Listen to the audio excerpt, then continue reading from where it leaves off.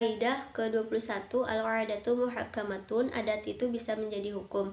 Misalnya dalam hitungan haid, sedikitnya haid, nifas dan suci, serta kebiasaan dan paling banyaknya itu tergantung pada kebiasaan yang berlaku. Kaidah ke-22, ma warada bihi syar'u mutlaqan wala dhabita lahu fihi wala fil lughati yurja'u fihi ilal urf. Yang artinya sesuatu yang datang dalam hukum syara dengan secara mutlak dengan tidak adanya landasan dan tidak juga dengan definisi bahasa atau lugha, maka hal itu dikembalikan kepada kebiasaan atau adat yang berlaku.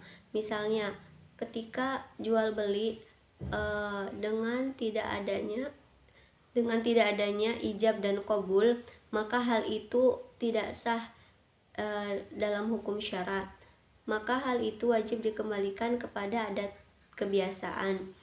Pendapat ini diambil oleh Imam Nawawi rahimahullah dan menjadi qaul mu'tamad. Kaidah ke-23, al-ijtihadu la yanqudu bil ijtihadi. Suatu ijtihad tidak akan rusak dengan ijtihad yang lain.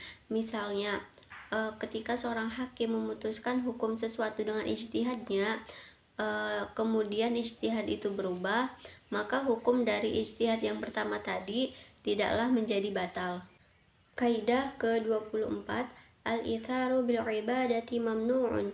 Mendahulukan orang lain dalam hal ibadah itu dilarang. Misalnya mendahulukan orang lain dalam barisan pertama dalam sholat berjamaah. Kaidah ke-25, al-itharu bi ghairil ibadati matlubun. Mendahulukan diri sendiri dalam hal yang bukan ibadah itu yang dicari. Misalnya tidak mengambil harta sedekah karena mendahulukan untuk orang lain. Kaidah ke-26, tasarruful imami ala ra'iyati manutun bil maslahati. Kebijakan seorang pemimpin dalam memimpin itu harus dilandasi dengan kemaslahatan. Misalnya tidak diperbolehkan menggunakan harta mal untuk orang yang tidak butuh dan membelakangkan orang yang lebih butuh. Kaidah ke-27, al-hududu tasqutu bisyubhati.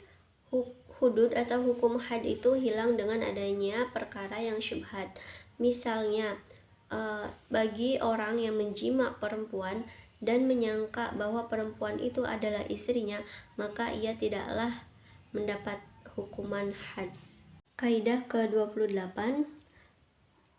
mala yatimul wajibu illa bihi fahuwa wajibun.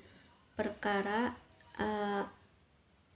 yang dapat menyempurnakan hukum wajib, maka perkara itu hukumnya wajib pula. Misalnya wajibnya mencuci juz atau bagian leher dan kepala beserta mencuci wajah. Kaidah ke-29, al-khuruju minal khilafi mustahabu. Keluar dari khilafiyah itu hukumnya sunnah. Misalnya disunahkannya mencuci sperma atau mani karena Imam Malik mewajibkannya. Kaidah ke-30, ar-rukhasu la tunatu bil ma'asi, yang artinya rukhsah atau keringan itu tidak berlaku dengan kemaksiatan.